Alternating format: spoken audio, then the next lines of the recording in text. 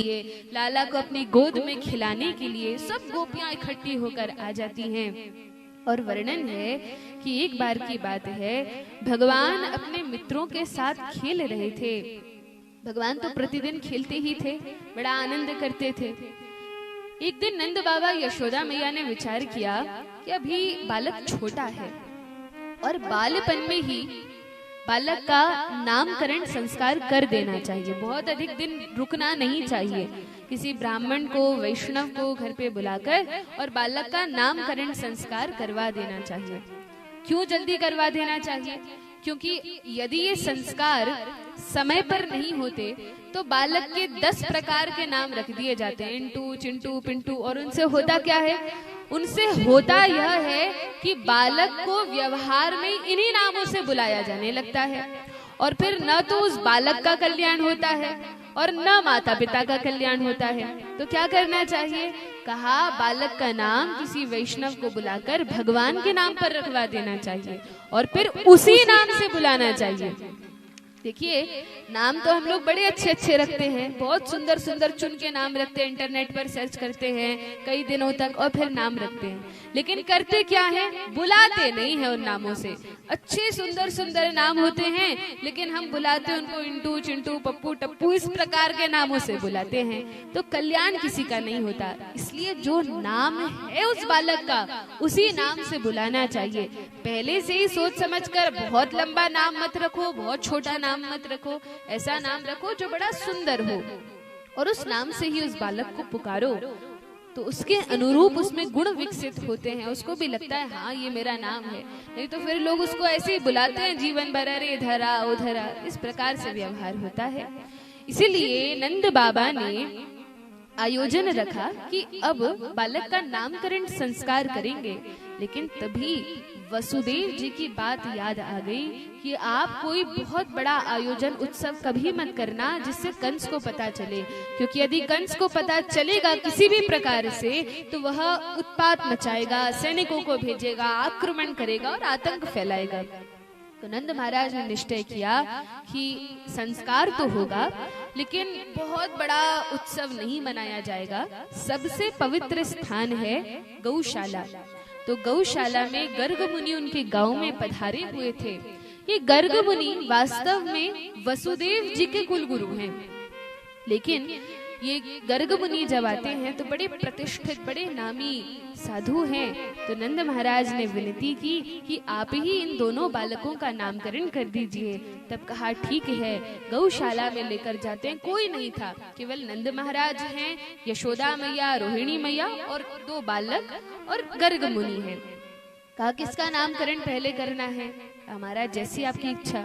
तब देखा बलराम जी, दाऊ भैया बड़े हैं, तो उनको अपनी गोद में लिया और कहने लगे, अरे यह बालक तो बल की राशि है, साक्षात बल है, इसलिए इसका नाम होगा बल।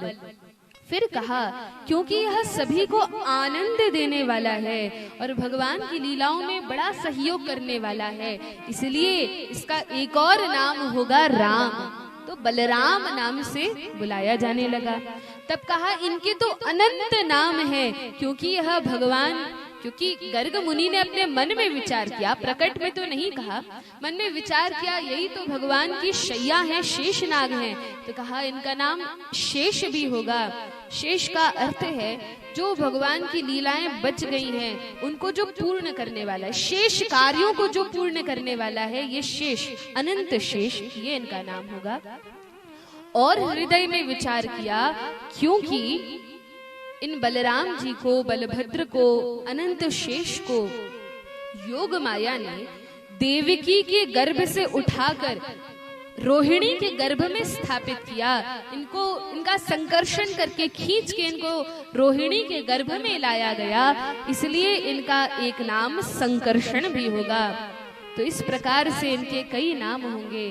तब यशोदा नंदन भगवान कृष्ण को अपनी गोद में लिया और गोद में लेते ही आंखें बंद कर ली, मानो समाधि लग गई। अरे साक्षात बाल कृष्ण प्रभु को, भगवान को गोद में लेकर क्या आनंद की अनुभूति गर्ग महाराज को हुई, बड़े प्रसन्न हुए। तब यशोदा मैया ने कहा ये बाबा तो समाधि में ही चले गए, अरे नामकरण करने के लिए दिया था। तब रोहिणी मैया, यशोदा मैया एक दूसरे को देखकर कहने लगी, अरे ये नामकरण तो कर ही नहीं रहे, इतना क्या विचार कर रहे, इतना क्या सोच रहे हैं। उन्हें क्या पता कि विचार नहीं कर रहे, वो तो पहले से ही पता है कि नाम क्या है, लेकिन समाधि में चले गए। तब यशोदा मैया ने हिलाया, अरे बाबा नामकरण तो कर दो, क्या नाम है मेरे बालक का। तब गर्ग मुनि ने कहा, आपके बालक के तो कई नाम है, इतने नाम है जिन्हें गिनाया नहीं जा सकता, गोविंद, गोपाल, इस प्रकार से कई कई नाम हैं, लेकिन एक विशेष नाम जिनसे इनको सर्वत्र पुकारा जाएगा और जो सभी नामों में एक प्रकार से प्रमुख है, वह नाम होगा कृष्ण। यह नाम बालक का रखा गया। कृष्ण अर्थात कर्षति इति कृष्ण, जो सबका आकर्षण करते हो वह कृष्ण है। जो व्यक्ति इनके नाम का उच्चारण करेगा, जो व्यक्ति इनके नाम का स्मरण करेगा, तो वह भव बंधन से पार हो जाएगा, उसका उद्धार हो जाएगा। जिह्वान वक्ति भगवत गुण नाम ध्येयम, चेतश्चन स्मरति तच्चरणारविंदम, कृष्णाय नो नमति यच्चिरे कदापि, तानान यध्वमसतो कृत विष्णु कृत्यान। यमदूत जिस समय अजामिल को पकड़ कर ले जा रहे थे, तब विष्णुदूत समझाते हैं कि आपको पता है किस व्यक्ति को यमलोक में ले जाया जाता है, किसको नरक में ले जाया जाता है। कहा आप बताइए किसको ले जाया जाता है। तो कहा जिह्वा न वक्ति भगवत गुण नाम ध्येयम, जिसने अपने जीवन में अपनी जिह्वा से, अपनी जीभ से कभी भगवान का नाम न लिया हो, ऐसे व्यक्ति को तुम नरक में लेकर आओ। फिर कहा चेतश्चन स्मरति तच्चरणारविंदम, जिसने अपने चित्त में, अपने मन में, अपने हृदय से कभी भगवान का स्मरण ना किया हो, ऐसे व्यक्ति को नरक में लेकर आओ।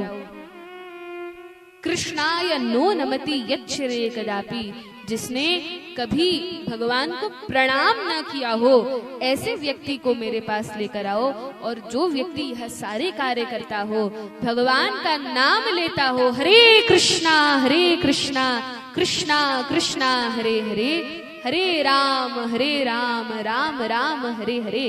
तो आप सभी ने तो एक बार तो नाम ले ही लिया, तो ये तो पक्का हो गया कि नरक नहीं जाएंगे, क्योंकि जिह्वा न वक्ति भगवत गुण नाम ध्येयम। और जो चूक गए, जो चुप रह गए, तो उन्हें सावधान होना चाहिए और नाम ले लेना चाहिए। तो भगवान को प्रणाम करना चाहिए, उनका स्मरण करना चाहिए, इसी में जीव का कल्याण।